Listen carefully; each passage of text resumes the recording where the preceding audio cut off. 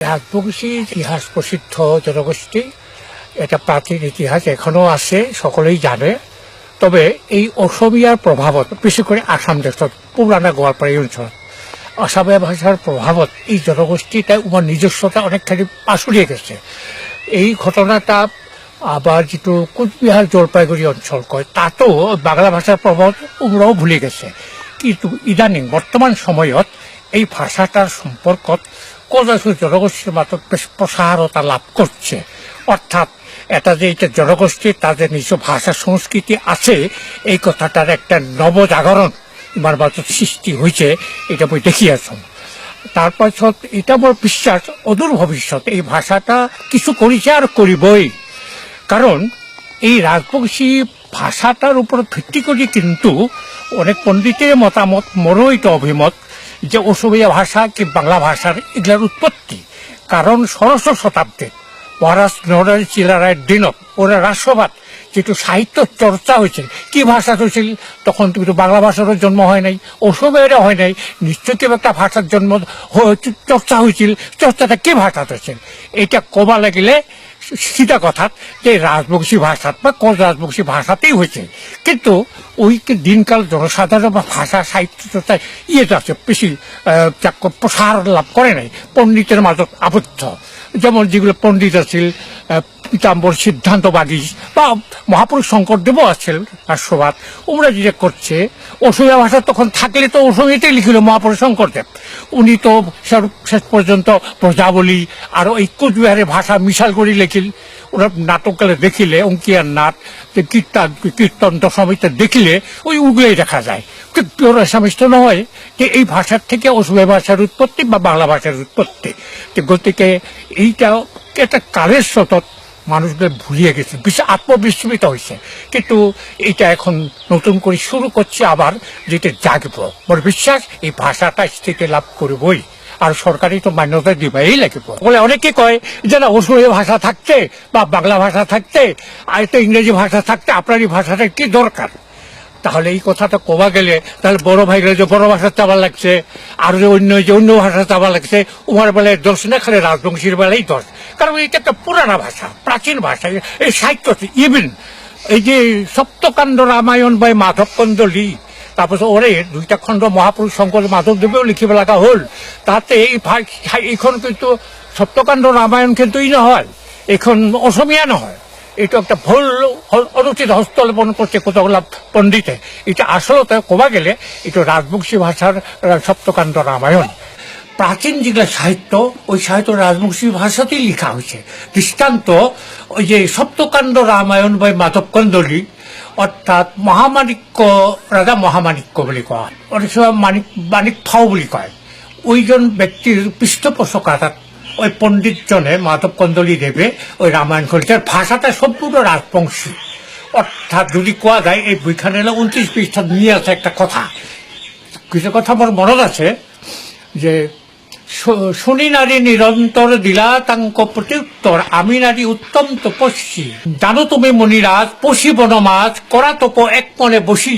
আচ্ছা, এই যে পঙ্ক্তিত দেখা যায় তপস্বী আর বসি মিলাব লাগবে না। তপস্বী স্পেলিংটো তপ দন্ত ছয় বৰ্ণ দীৰ্ঘিকাৰ সি ক'ব লাগিব, সি কোৱা নচলে, সি ক'ব লাগিব। আৰু মিলাবলৈ ব সি ব দন্ত ছয় সিকাৰী সি উচ্চাৰণ বসি নহয়, অসমীয়া হৈছে বহি।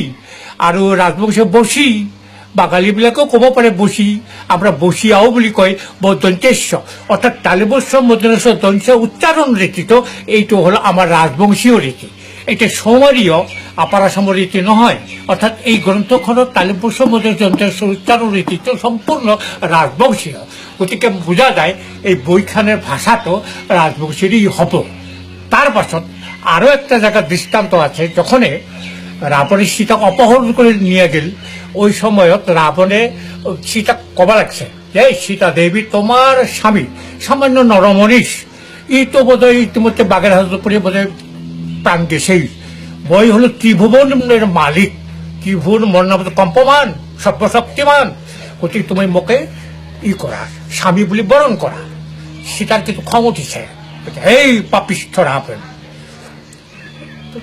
রামৰ ঘৰৰে মই মক্তই ভুজিবাক চাইছ, মৰিবাক লাগিয়ে তুই কালকুট বিষ খাবাক চাইছ, এইভাবে উত্তৰ দিছে। এখন এই ভাষাটো এইটো আপাৰ আসামৰ আমাৰ বাইদেউসকল নাবুজিব, মোৰ ধাৰণা আমাৰ ইফালে সকলোৱে বুজে, কাৰণ মৰিবাক লাগিয়ে কালকুট বিষ খাবাক চাইছ এই কথাটা একদম ৰাজবংশীয়, আপাৰ আসামৰ নহয়। আৰু এই কথাটো মই চ্যালেঞ্জ কৰিছিলোঁ doctor S N. Goswami, head of the department of Assamese, Guwahati university, বৰ্তমানে তেওঁ অৱসৰপ্ৰাপ্ত। এটা আলোচনাচক্ৰ কথা প্ৰসংগত এই কথাটো ওলাইছিল। তাৰপিছত মই ক'লোঁ যে আচ্ছা এই যে অসমীয়া সপ্তকাণ্ডখন লিখা হৈছে, এইখন অসমীয়া সপ্তকাণ্ড এই পাণ্ডুলিপিটো ক'ত আছে? তেওঁ ক'লে যে তেওঁৰ লগতে আছে। ধন্যবাদ, খবৰটো পালোঁ। তেতিয়াহ'লে আপুনি জানিব পাণ্ডুলিপিত মাধৱ কন্দলীদেৱে অসমীয়া সপ্তকাণ্ড ৰামায়ণ বুলি এই অসমীয়া শব্দ তাত সন্নিৱিষ্ট আছিল নেকি? বোলে নাই। তেনেহ'লে যদি নাই পাণ্ডুলিপিত, এই অসমীয়া শব্দটো ইয়াত কেনেকৈ অনুচিত হস্তলেপন হ'ল? তেওঁলোকে মুস্কিলৰ সাহিত্য সভাৰ প্ৰেচিডেণ্ট আমাৰ কনক সেন ডেকা বাবুও আছিল, আৰু ছেক্ৰেটাৰী ডাক্তাৰ জগদীশ পাটগিৰি উপস্থিত। ইয়াৰ মুখলৈ চাই, তেওঁৰ মুখলৈ চাই নিৰুত্তৰ, ক'বই নোৱাৰে। বোলে তেনেহ'লে আপোনালোকে কোনেও ডিক্টেট কৰে নাই অজন্তা প্ৰকাশন পৰিষদক এইটো লিখিবলৈ? বোলে আমি নাজানো। তেতিয়াহ'লে আপোনালোক অজ্ঞাতে কিয় লিখিছে? তেনেহ'লে কথাটো ভুল হৈছে, যিটো মই কাটি দিম। মই কাটি দিলোঁ, অসমীয়া শব্দ কাটি দিলোঁ আৰু অনুৰোধ কৰিলোঁ পৰৱৰ্তী যাতে ইহঁত ৰিপ্ৰিণ্ট কৰোঁতে অসমীয়া শব্দ নাথাকে। ভাষাটো কি আছে আছে আৰু, কিন্তু মোৰ বিশ্বাস ইয়াৰ সম্পূৰ্ণ ভাষাটো ৰাজবংশীয়, এইটো অসমীয়া নহয়। আৰু অসমীয়া ভাষা যিটো বৰ্তমান কোৱা যায়, এইটো ৰাজবংশীৰে এটা অপভ্ৰংশ বুলি ক'ব লাগিব। গতিকে প্ৰাচীন গ্ৰন্থ সাহিত্য ৰয়ে আছে, উচ্চমানৰ সাহিত্য, খালি বৰ্তমানে আধুনিক ব্যাকৰণ বা অভিধান লেখা হয় নাই, তো বৰ্তমান লিখা আৰম্ভ হৈছে। এইটো মামুলি কথা, ব্যাকৰণ লিখাটো, অভিধান ৰচনা কৰাটো, ত্ৰুটি ভুল ত্ৰুটিৰ মাজেদি এই ব্যাকৰণো লেখা হ'ব আৰু অভিধানো লেখা হ'ব। সংবাদ পত্ৰ ইত্যাদিও মেগাজিন ইতিমধ্যে হৈছে, কমতা বার্তা হেন তেন আরও হব। খালি আমার জনচেতনাটা আগের চেয়ে অনেক উন্নত, তবে যতটা লাগে অতটা হয় নাই। কিন্তু মোর বিশ্বাস এটা অদূর ভবিষ্যৎ খুব তাড়াতাড়ি এই জনচেতনাটা ঠিকই হব। কারণ নিজস্বতায় না থাকিলে যে কীরকম পরিচয় হব? কারণ অসমীয়া করে তো আহোম ভাইবিলাকক বুঝায়। ইট ইজ এ জনগোষ্ঠী, আহোম একটা জনগোষ্ঠী, তার নামত অসমীয়া ভাষা। Does it belong to them this Assamese language? স্পষ্ট কথা নহয়। তেনেহ'লে এতিয়া কি গৈছে? এতিয়া ৰং নেমিং হৈ গৈছে। অৰ্থাৎ ওই যেটা অসমীয়া ভাষা, এটা একটা রূপান্তরিত রূপ, একটা slight variation of this Koch Rajbongshi ভাষা। এইটোহে মোৰ ধাৰণা। আৰু পণ্ডিতসকলে বাধ্য হ'ব এই কথা স্বীকাৰ কৰিবলৈ এক সময়ত, বৰ্তমান নকৰিলেও সময়ত কিন্তু কৰিব লাগিব।